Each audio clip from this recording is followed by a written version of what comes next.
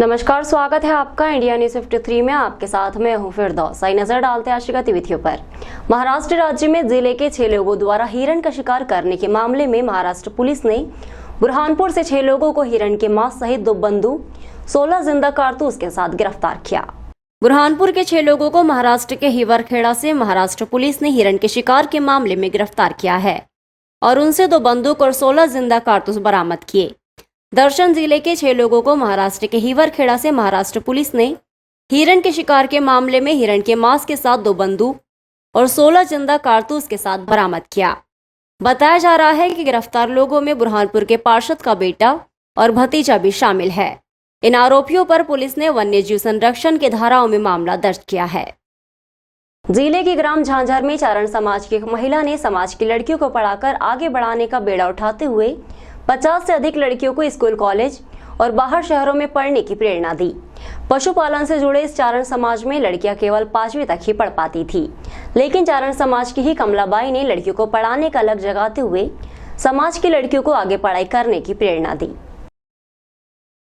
बुरहानपुर के एक छोटे से ग्राम झांझर की रहने वाली 5वीं कक्षा तक पढ़ी कमलाबाई ने गांव की लड़कियों को पढ़ाने के लिए एक अलख जगाया है, जिसका नतीजा ये है कि आज कमलाबाई एक मिसाल के तौर पर उभरी हैं और इस गांव और समाज की 50 से अधिक लड़कियां स्कूल और बाहर शहर, कॉलेज में भी पढ़ रही हैं। हालांकि इस काम में लिए उन्हें काफ़ी परेशानियां आई, लेकिन उन्होंने इसकी शुरुआत अपने घर से की। कमलाबाई चारण समाज से होने के चलते यहाँ पर लड़कियों को ज़्यादा पढ़ाते नहीं हैं और जल्द ही उनकी शादी भी कर देते हैं। लेकिन कमलाबाई अपने गांव की 2 बार सरपंच रह चुकी हैं, जिसके चलते उन्होंने अपने घर की बेटियों को खूब पढ़ाया लिखाया, तो वहीं गांव और समाज में भी एक मिसाल पेश की, जिसकी बदौलत आज गांव की बेटियां स्कूल पढ़ रही हैं, तो वहीं उच्च शिक्षा के लिए दूसरे शहरों में भी अध्ययन कर रही हैं। अब कमलाबाई की इस पहल की हर कोई तारीफ कर रहा है। बताओ सुनीता कि कौन से स्कूल जाते हो, क्या प्रयास रहा है? 10 क्लास में। पहले जाते थे स्कूल आप लोग सब? हाँ, जाते थे पहले, और कमला दीदी से अभी 9वीं से 10वीं क्लास खुल गई है। पहले निमोला 5 किलोमीटर जाते थे, इसलिए पहले से लेकर 10वीं तक स्कूल खुल गई। पहले लड़कियाँ जाती थी गांव के स्कूल? पहले नहीं जाती थी, अभी 9वीं और 10वीं खुल गई इसलिए जाती। किसने प्रयास किया ये सब चीजें? कमला दीदी ने। कमला दीदी। हाँ। क्या नाम आपका? जैसे 2 बच्ची पढ़ती, एक छोटी वाली एक बड़ी वाली।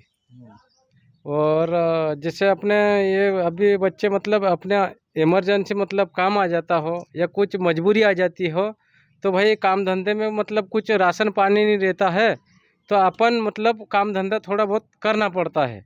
नहीं तो बच्ची लड़कियाँ स्कूल जाती है? हाँ, लड़कियाँ स्कूल जाती है। कौन इनको प्रेरित कर रहा है स्कूल जाने के? हाँ, तो सरपंच साहब ने, उन्होंने भी बहुत घूमा, पहले बहुत घूमा, तो उन्होंने भी मतलब सपोर्ट बहुत दिया सरपंच साहब ने भी कि स्कूल जाना चाहिए। हाँ, स्कूल जाना चाहिए बेटा, तुम्हारा भविष्य सुधारो, बोले तुम्हारा भविष्य मत बिगाड़, आगे चल के कुछ भी मतलब या पुलिस वाली नौकरी मतलब मिल सकती, या लेडीज वो CID में कैसी है अपने दया सर ना वो है ना, तो उस हिसाब से मतलब इनको बच्चे को भी सिखाता मैं।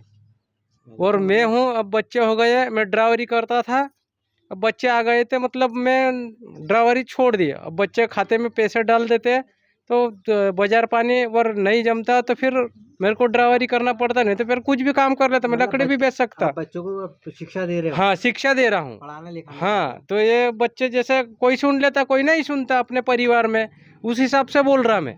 क्या नाम आपका? राष्ट्रीय विधिक सेवा प्राधिकरण के निर्देश पर pan India legal awareness and outreach अभियान के अंतर्गत डोर टू डोर और शिविरों के आयोजन किए जाने के निर्देश के चलते जिला विधिक सेवा प्राधिकरण द्वारा इस अभियान की शुरुआत की गई है। यह अभियान 13 नवंबर तक जिले भर में चलाया जाएगा।